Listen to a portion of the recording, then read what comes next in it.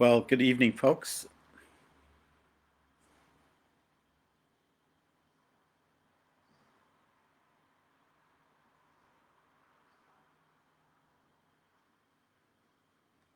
Well, good evening, folks, to this next session on Wednesday wellness. So today we'll be talking about the process of how cholesterol gets deposited in our arteries. And of course, what is of concern to us is how it gets deposited in our coronary arteries, which is arteries that supply the heart, also the brain arteries, largely, and possibly even your legs. And so the whole story of how arterial disease happens comes about through two processes. The one is inflammation. And so the first event or the first insult to your arteries, the lining of your arteries, is from inflammation. And largely that can be created by a number of things. Commonest is, in fact, high blood sugar levels or spiking blood sugar levels often create that inflammatory damage to the lining of your arteries. And then, of course, the body responds by attempting to quench that inflammation and to heal whatever the damage is at whatever level of the artery this is. And so we have cholesterol being directed to that lining of the artery, and the cholesterol gets deposited as part of the healing mechanism.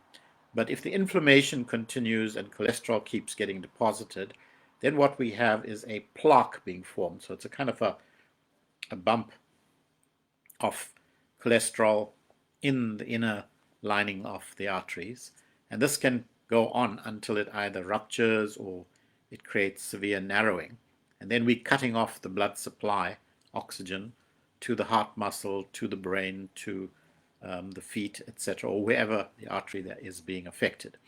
So this understanding that it is the inflammation and the cholesterol deposition that is the basis for this kind of artery disease. Now, it's important to note that cholesterol is not a disease. Cholesterol is a critical fat that is required for a number of processes in your body. Technically, it's a critical nutrient. And so this nutrient is needed for the formation of your steroid hormones. So all your hormones that create estrogen, testosterone, progesterone, cortisol. Without cholesterol, you would not be able to make that, and you would have a really horrific life. So the idea that cholesterol is the problem may not be totally true. It seems to be that it's the inflammation that is the problem that creates this. So we need to look at, well, what is creating the inflammation? We said high blood sugars can do that, or spiking blood sugars. Certain foods that are inflammatory in their own right, like gluten. If you're sensitive to gluten, it will create inflammation. Smoking, nicotine creates inflammation. And there may well be other common things that we consume that create that. But in the kind of world we live in, it is really spiking blood sugar levels, hidden sugars in different kinds of foods, and so on. So let's assume now that this process is well underway. And unfortunately for the Indian community, diabetes is a kind of an epidemic. And so we probably expect that large numbers of people will either be pre-diabetic or will become diabetic. And one of the consequences of that is sustained high blood sugar levels and also cholesterol. So diabetes is one of those metabolic conditions where the body makes more of the bad cholesterol, which is the LDL or LDLC. And it is this component of the cholesterol fractions that is being deposited wherever inflammation happens in the arteries. Now, for many people who already have heart disease, they've already experienced the ill effect of narrowing of the arteries, the consequence of chest pain, starvation of the heart muscles from oxygen and blood supply. And if it gets to that critical point, then it's a sudden event. The artery blocks, the heart muscle dies. This is called a myocardial infarction, heart attack. And so for many people, they may have narrowed heart arteries, but they haven't had a heart attack yet. That's great because your body does make collateral circulation, small arteries that grow and still feed the arteries. But now let's assume that this process is already happening, that you already have the inflammation, cholesterol deposition events happening over and over again. Well, we can now predict who is going to get that. So if you're diabetic, your risk is much, much higher.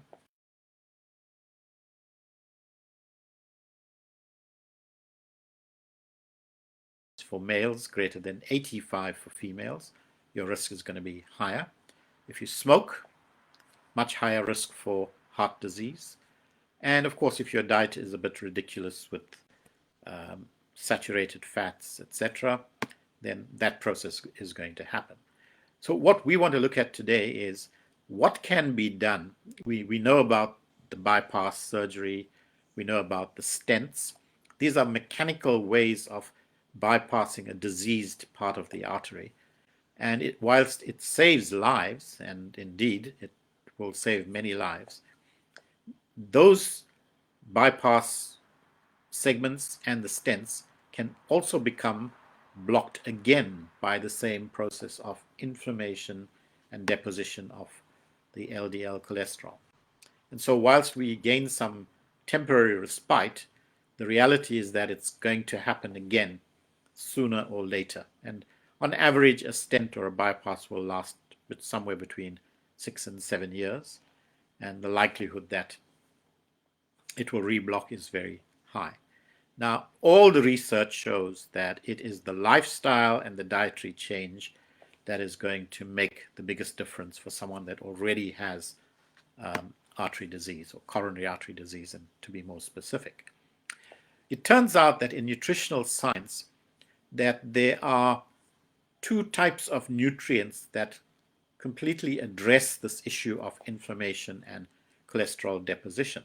So one, if the cholesterol is already deposited, and provided that it hasn't already been calcified, in other words, calcium hasn't been deposited, because that's not going to be reversible, then there is a mechanism by which the cholesterol can be emulsified. In other words, it can be turned back into a liquid form, and that cholesterol then flows out of the artery. So that's like an important component. How do you emulsify the cholesterol that's already been deposited? And it turns out that there are a number of nutrients that have been studied for many, many years now, and they are called lipotropic nutrients. They are nutrients that contain some very simple combinations of B12, of folic acid, of inositol, and other critical nutrients that have this effect of emulsifying the fat, right? So emulsifying is like taking soap and washing an oily substance, and the soap emulsifies it, and it begins to become more flowing rather than more sticky and hard. And so that emulsifying process is what provides the artery the opportunity to literally get rid of the deposited cholesterol. Now that's a major thing, because if that can happen gently without rupture of the plaques, etc., then you can in time gradually clear these accumulating plaque patches in the arteries. And that, of course, translates into better circulation, better oxygenation to the heart muscle and to the brain. And that's a major kind of benefit.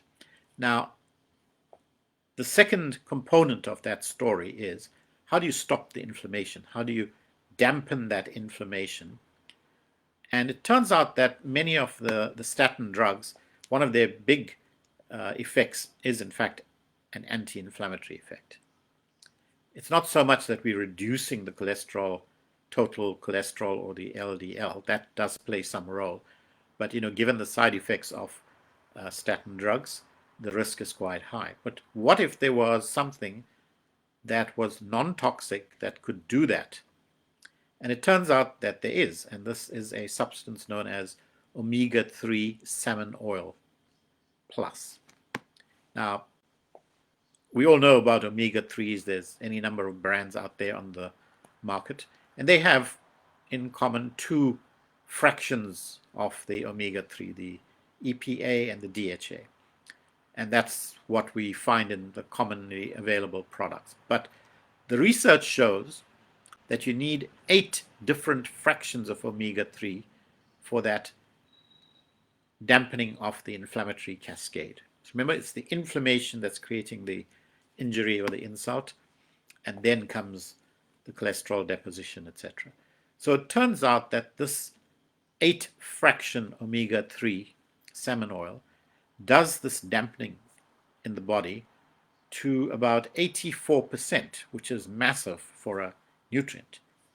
So if the quality of the omega-3 is good, if it is substantially purified so that there are no other contaminants, then we're going to get this global dampening effect.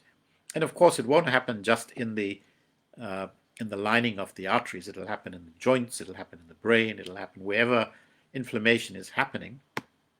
There's going to be this dampening effect. And so when we combine the lipotropic factors and the omega-3 8 fraction omega-3 salmon oil, we now have a very profound nutritional way of how the arteries can be gently cleaned out. And indeed, that's been the experience that we've had in practice, that when we put people who have already established coronary artery disease, they already have plaque evidenced by angiograms, etc. Over a period of time, it could be anything from 3 months to 6 months, these plaques, especially the more newly laid down plaques, they begin to dissolve. And it seems as though the inflammation has already subsided as well, which can be measured if we measure a thing called the CRP, or the ultrasensitive CRP, C-reactive protein. These are good indicators that inflammation is happening. And of course, if the person makes a sensible dietary change, more plant-based foods, cutting out the smoking, reducing inflammatory foods like excessive amounts of sugar and gluten, if you're sensitive to that, wheat, then big changes start to happen. And all the research of all the major studies in the world show that it is the diet and the exercise that will make the biggest difference to heart disease. Now we have this additional nutritional component, so not a drug, these are foods, but in a concentrated form, and they will begin to assist in reversing the process of what is already established. Now that translates into some very, very amazing quality of life benefits. Indeed, we can see people improving their ability to walk for longer distances, the chest pain fades away, the shortness of breath goes away. All of these just indicating better arterial circulation to the heart muscles.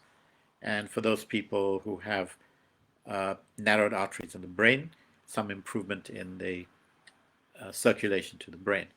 But largely, I think, given that the Indian population is such a target for coronary artery disease, so here we have a capable tool that is very easy to use, doesn't come with side effects, can be used with your other existing medication. But the long-term benefit is that you actually healing the actual process that leads to further and further heart disease. Whilst all our drugs are life-saving, they will certainly make the difference. I think many people secretly have this idea, what if I could change this whole game by unblocking my arteries. So whilst we're saying unblocking, it really is a biochemical effect that is going on. But understanding that lipotropic factors and the product that has it, there's only one product that we know of that has all those nutrients in it. It's called lipotropic adjunct, and the 8 fraction omega-3 is also now currently available.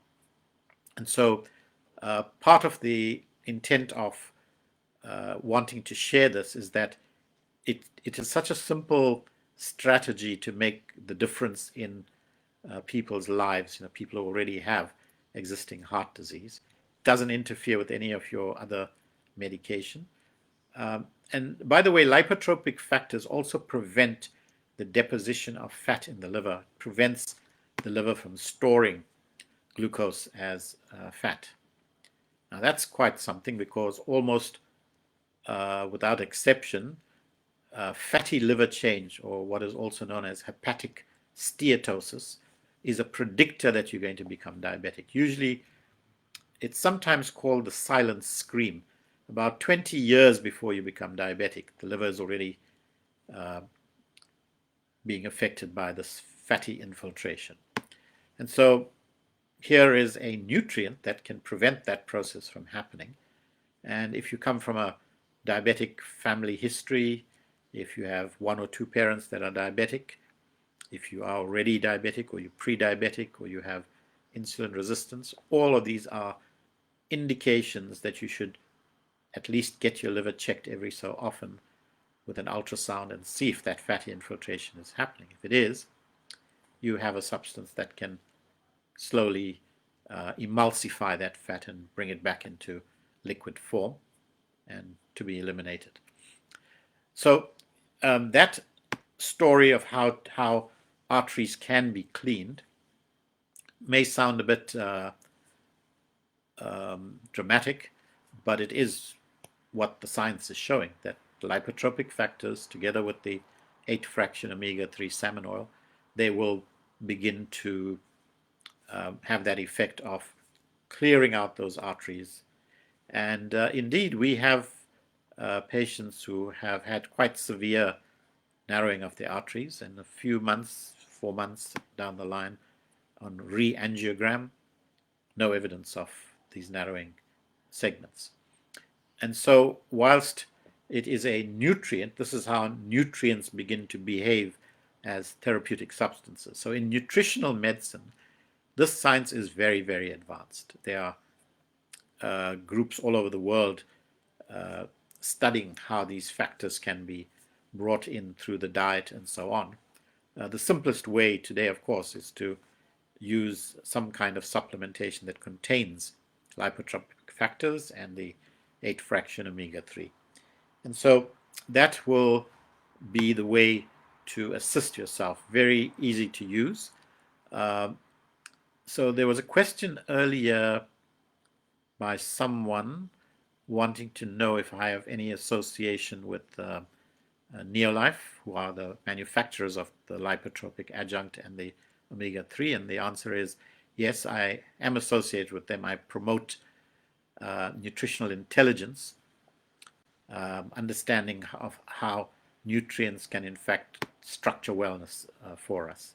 So I'm going to stop there, and that's some information I thought that was critical to share with people who already have heart disease, who already may be prone to it. Well, there is something that you can do, and hope you all have a great benefit from using these simple gifts of nature. Thank you so much. I hope you've enjoyed it. We'll see you in 2 weeks' time with our next Wednesday wellness session. Have a good night.